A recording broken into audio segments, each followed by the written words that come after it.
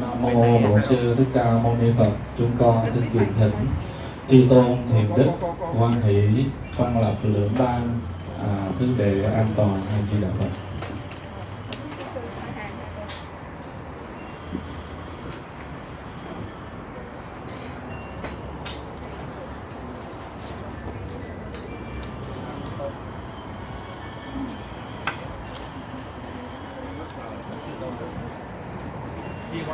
Chúng con cung thỉnh chư tôn đức tăng ni phân lập lượng ban đồng an tọa. Cho một số vị ni sư.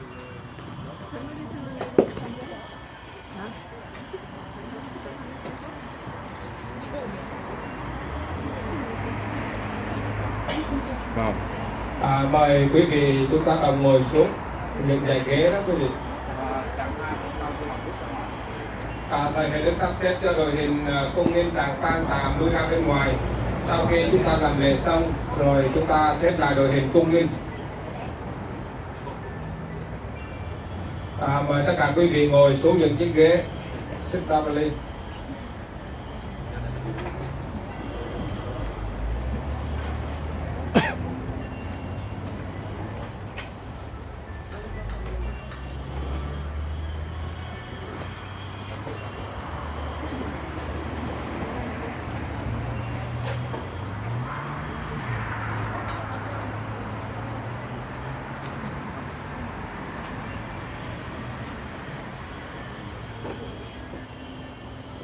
Chúng con mạo phép quý ngài cho chúng con ít phút để ổn định đạo tràng. Hôm nay nơi công viên chùa Huệ Quang, những giọt mưa đã đổ xuống để tiện đưa cho hương linh của ông Nguyễn Văn Thành từ là anh Ba Thành Mỹ. Ngày hôm nay sẽ là ngày di quan an táng. Trời đổ những giọt mưa buồn nhỏ xuống để nói lên những tâm tư và tấm lòng của những người con. Quý vị còn đứng ở bên ngoài, xin quý vị vào những dãy ghế để chúng ta sớm ổn định đạo tràng.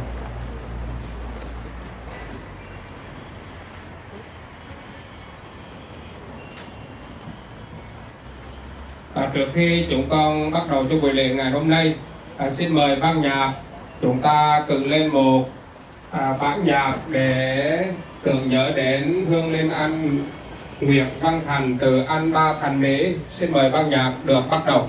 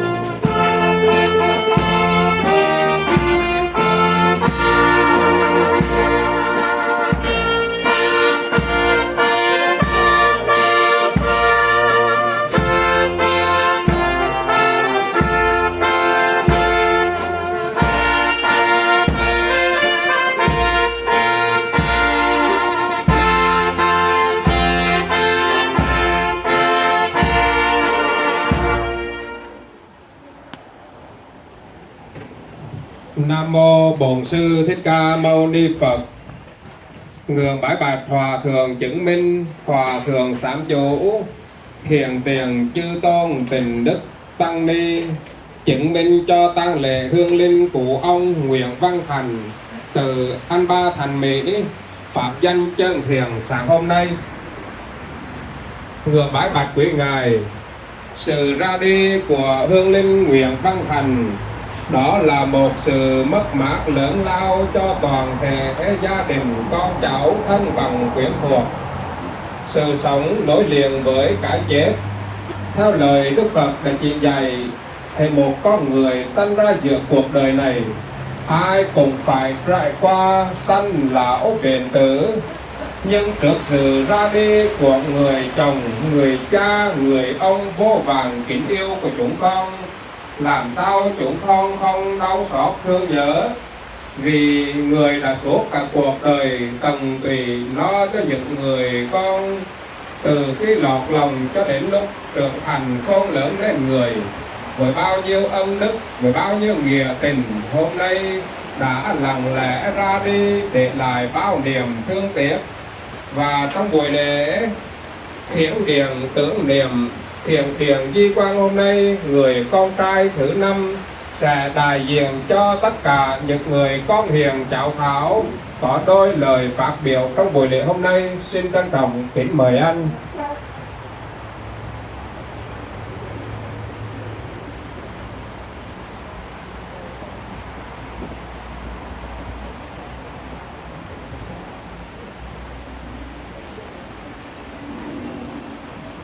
Dear friends, family, và các thầy, sư cô và hòa thượng, I thank you for coming to comfort my mother and our family and to say farewell to my father. It's difficult to accept and to comprehend my father is no longer with me. As a little boy, I never felt my father spent enough time with me. I always wanted more time with him. Now, looking back through the lens of time, I realize I was so enamored with him, like a kid with a favorite pet. I wanted to spend all the time I could with him. I relished the times he would cut my hair. He'd do his best to style it like the tennis player Jimmy Connors. I love the weekends because he would take my brothers and me to the tennis courts, and we would literally spend time there from morning to night. We only left after it was too dark to see. I had so much fun plucking his whiskers from his chin with tweezers. I guess he didn't like to shave back then. Anytime he would take us somewhere special, he would dress me and take careful attention to comb my hair. Many nights, up until the time I left for college, I would sometimes wait to hear him snoring in my bed beside me. No, he spent plenty of time with me. I just didn't realize it, and I just wanted more. I continue to tell myself, since his passing, I should be content, even grateful, to have had him in my life the past 50 years. But my God, despite praying for the angels to quickly take my father from this earth, to escape the escalating pain and suffering he would soon be stricken with, I just want more time with him. Dad, please forgive me.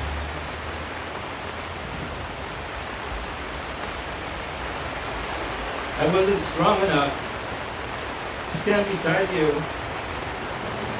to fight for you, to fight with you. I could not bear to see you suffer. 1 day, 3 days, even 12 hours. I just wish that I could tell you my reason for asking, praying for you to pass.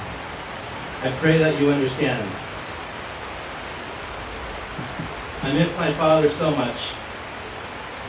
I now understand the pain and grief my beautiful wife Tina has endured with the passing of her father, my father-in-law, only 7 weeks prior. I miss both of them so very much. Early Saturday morning on December 11th, my beloved father succumbed to the complications of his battle with lung cancer. He fought a brave battle. He fought hard. On many occasions, he could have lost this fight cancer picked with him, but each time he managed to recover. Unfortunately, never beating it back. He stepped into the ring, answering one bell after the next, to fight. He'd fight, I don't think, for himself. He fought for my mother, for my siblings, and myself. And he fought for his grandchildren. My goodness, how he loved and adored his grandchildren. He wanted to live to see the youngest of his grandchildren grow older, to see some graduate college, and to see the older ones marry. On Thanksgiving night, after dinner, while we were having dessert, and boy, did my father love ice cream, cookies, and cake. I asked him to please stay strong, to take care of his health, to see Brandon, my son, graduate college. I wanted to give him more to fight for. He replied to me,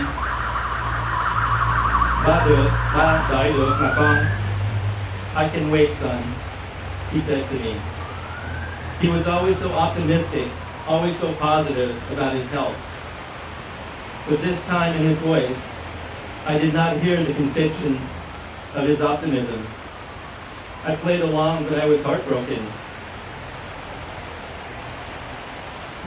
Dad,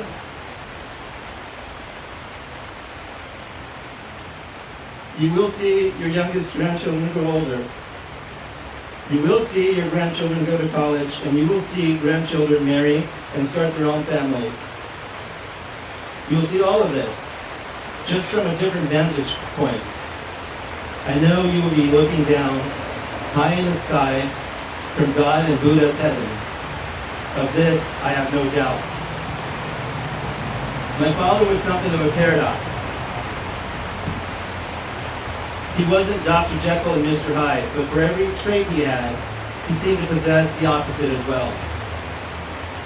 The first contradiction that stands out in my mind is this. My father was a gentle, loving, charitable man.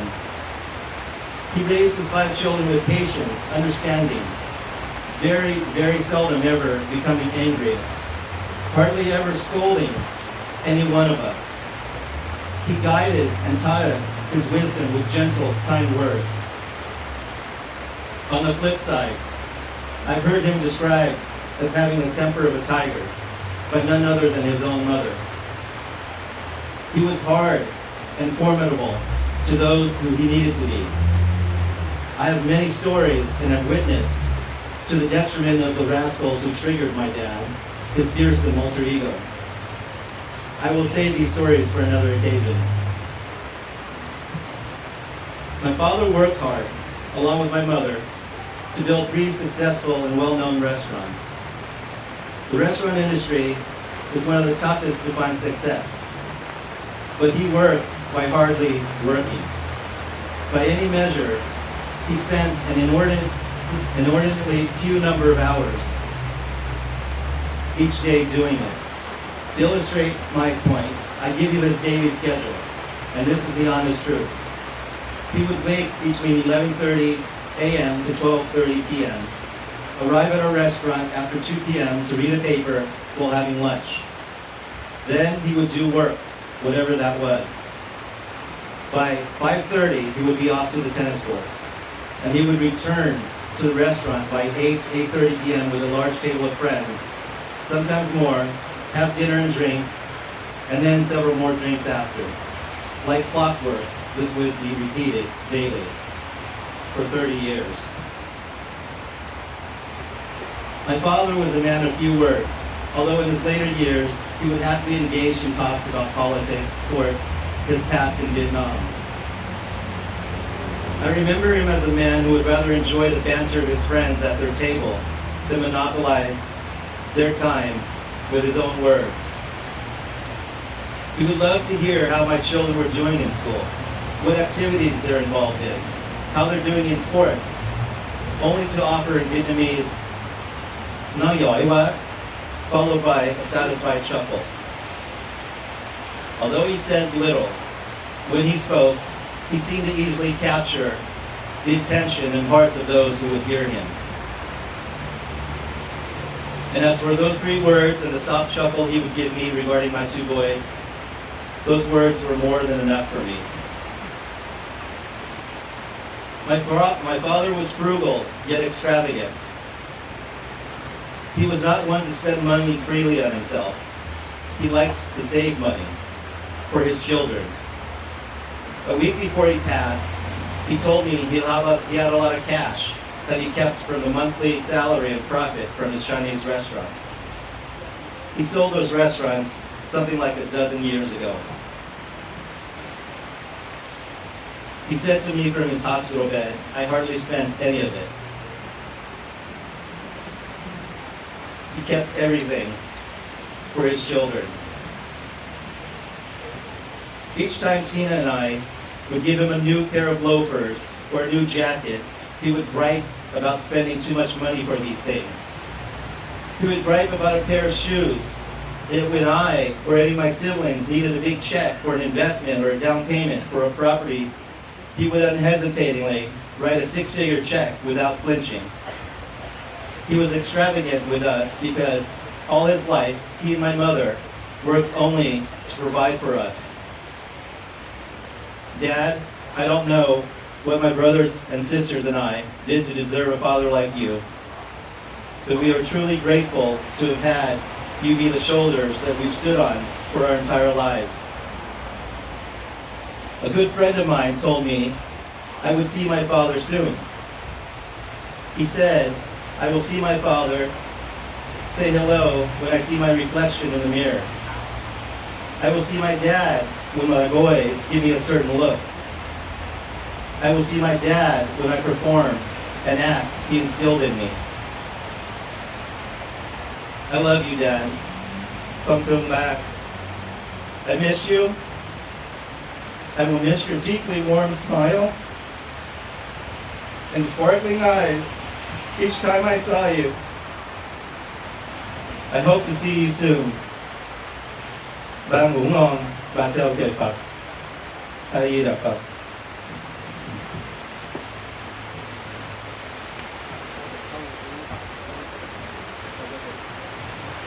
Nam mô Bổn Sư Thích Ca Mâu Ni Phật. Tiếp theo xin phép quý ngài cho cháu Đức Tôn của Hương Linh Nguyễn Văn Thành có vài lời trong tăng lễ ngày hôm nay. Hi everyone, my name is Dylan and I'm the Ditthom, meaning I am the oldest paternal grandson. First off, I would like to thank all of you for coming today to remember how much my grandpa was loved. These past few weeks have been extremely tough for my family and I. However, knowing that my grandfather got to see his loved ones before he passed made it a lot easier. Noi, thank you for doing such an incredible job raising your 5 kids to grow up and be successful, hardworking people. You started off in America with little to nothing, but you worked into running a world-famous restaurant, Tang. I have always looked up to your amazing work ethic, and I will continue to make you proud day by day. One thing my brother and I will always remember is when we were at training at the tennis courts, and he would come unexpectedly to watch us practice all the time, sometimes with some really delicious food too. Noi, you are always so loving to my cousins and I, and we all love you so much. The past few weeks, it's been killing me inside about how I could have picked him up to go grab dinner, FaceTime him more, or this or that. Now that he is gone, it is time for all of us to accept. My grandpa wouldn't want any of us to be sad. Noi, we will always stay strong together and take care of Noi. We love and miss you dearly, Noi. Please say hi to my wife for me. And watch over the family and I to keep us safe. Thank you for everything you've done for us, Noi.